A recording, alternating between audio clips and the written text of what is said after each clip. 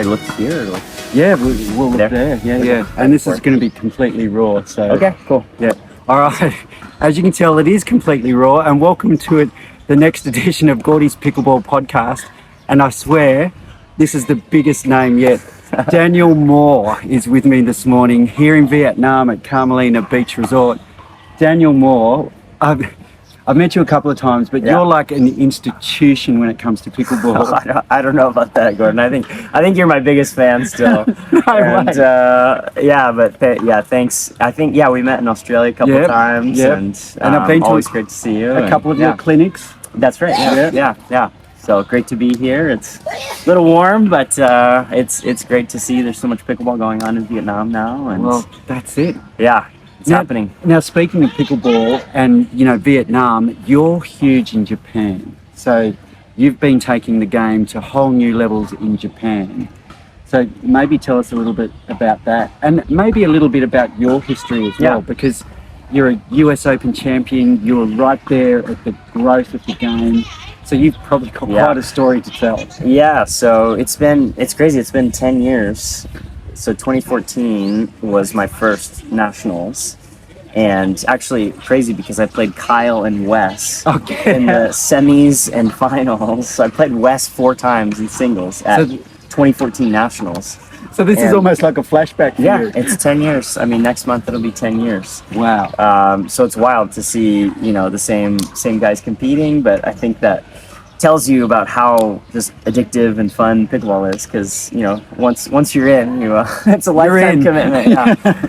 But it's great to see those guys. But so I started in 2014 really playing until about 2019. I had moved back to Japan in about 2015, and that's when I introduced pickleball to Japan. I was lucky enough to be the one to bring it over to Japan and be the first one. So that's pretty cool.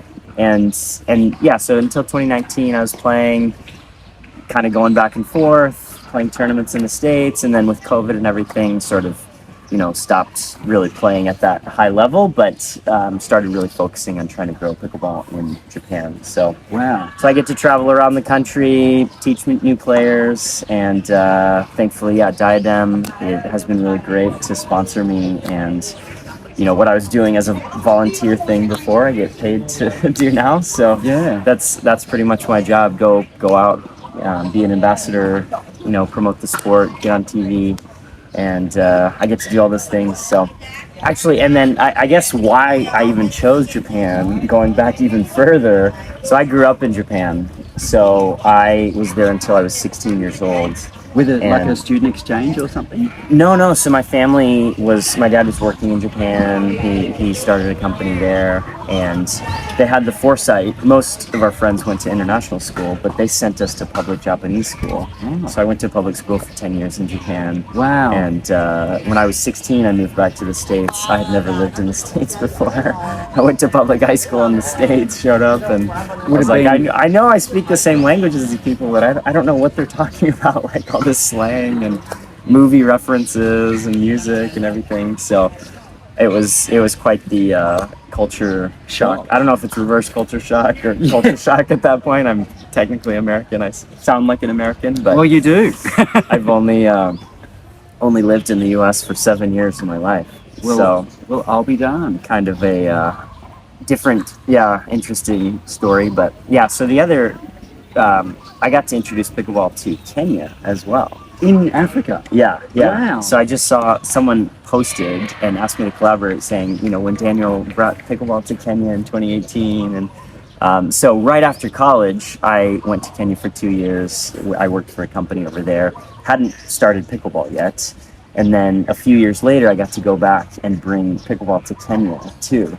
So I feel actually really cool about being able to say that I introduced pickleball to 2 countries. Yeah, I don't know if there's anyone else in the world who has introduced it to more than one country. I can tell by the smile on your face and the glow in your eye, that really means something to you. Yeah, I just think, that's being a professional player, that was really fun and rewarding as well. But in terms of legacy, when I was choosing in 2019, like, okay, do I want to stay in the States and play full time, or go back to Japan and kind of focus on that. What I wanted my legacy to be more was, the person who sort of promoted and helped all these other people play, rather than just another professional player. Because I mean, it's great being a professional player, but that was the choice that I made, and that is what I love doing now. So that's incredible. Yeah. Well, speaking of where you're at now, you're obviously playing MLP Australia. Yeah. So you're still playing professionally and doing the heart stuff as well. Yeah. So do you find you've got enough hours in the day basically to power both? Yeah, I sort of feel like it's, like the last dance. I'm 35 now. Oh, you're still young. Still young. Yeah. And I mean, it's still, I think, a choice I would have to make. Like, if I wanted to play at this level, I would have to do it pretty much full time or put a lot more hours into playing.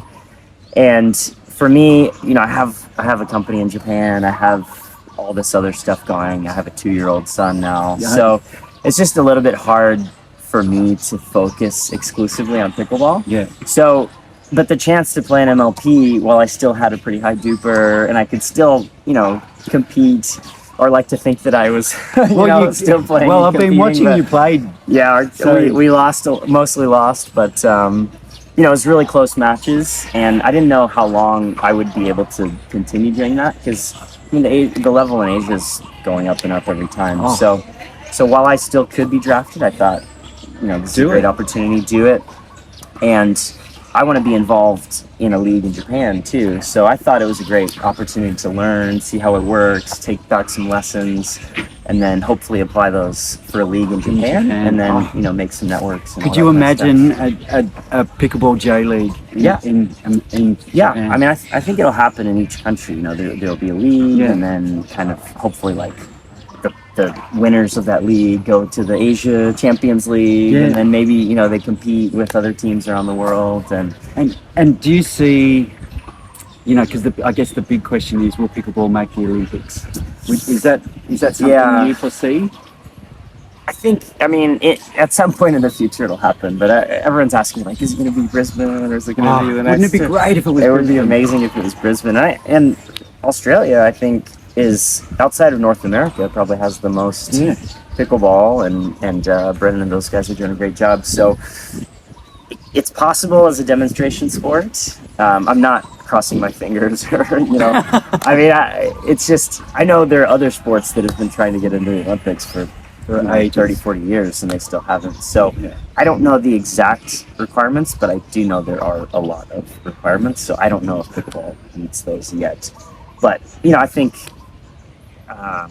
regardless of Olympic status, we can just do what we can do. Yeah. Grow it as much as possible, get as many players as possible, have higher and higher level, more prize money, and then I think it'll be seen as a more legitimate sport. Absolutely. Now, not only are you playing this weekend here in Vietnam at the PPA Australia event here at Carmelina, but a beach resort, I should say. Yeah. You're also coaching Kenta-san and a few other of the Japanese players. Yeah. Not officially anything, but I thought, I'm here. I have, invested a lot in Japanese pickleball, and it's great to see that there's some really high-level players now. Yeah, Yuta and his partner just got into the third round. Yeah, they beat Katie Hart and Lucas Pascoe. Yeah. So that's a big win. That's a great win for Japan. And if a little advice here and there helps them, I just want to be an observer. And actually the other part is I'm kind of transitioning more towards coaching, and I think I can take all that experience that I've had from playing and hopefully help younger players, raise their game. And I think pickleball hasn't really had a ton of coaching so far, even at the US pro level. But I think having a coach, you look at other sports, every tennis player has their own coach and all that kind of stuff. So I think I'm sort of transitioning into that side, and I love helping younger players. You need an outside perspective sometimes, things that you can't see, strategy that you can't see, you know, when you're so focused And on you're in it, on yeah. the game, and, you know, a little bit of strategy. I mean, I say this all the time, like, from one game to the next, when players change their strategy, it can be like a completely different ball game in pickleball. You know, we lost 11-0 the first game today, and then second game we were up 9-0 because we of a change changed. in Yeah, we strategy. changed a little bit, and a little bit of confidence maybe changes, and that can be the difference. So so I'm really looking at the coaching opportunities. And, Yeah. Well, in a few of the workshops that I've been with you at, like I've had so many, you know, pearls of wisdom from you. Thank you. And I use some of the drills that we do in some of the coaching that we do in Rockhampton back in Australia, and so I get heaps from you. Oh, thank you.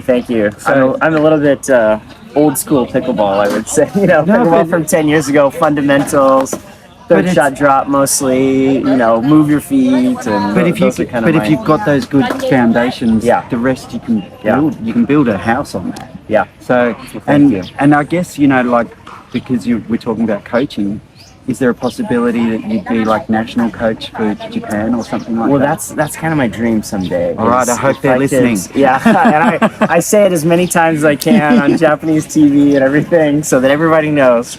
I would love to be the Japan team Olympic coach whenever it gets to the Olympics. Well, let's manifest it. Yeah, we got to get into the Olympics first. And Yeah, then, yeah. and See, then so we'll we talk can to make the this selection happen. committee. So Yeah, we can make this happen. Yeah. So, because that would be, I guess, a natural progression for you. yeah. I think it would be like the culmination, you know, of like a lifetime of work of promoting pickleball and everything. Yeah, and your life's journey in a way, because, you know, Yeah. you're living in Japan Yeah. and having that experience in Japan with a bit of pickleball in America, Yeah. you'd make the perfect coach. Yeah. Well, I got one vote. Thank you. Now, I need to get on the some sort of Olympic committee so I can vote for you. Okay. Thank you. I don't know if an Australian can vote for the Japanese coach, but we'll see how that works. Well, we might be able to make some sort of social media. Yeah. tidal wave or If it were FIFA, it might. I've heard that's a pretty corrupt organization, but I don't know about the Olympic committees.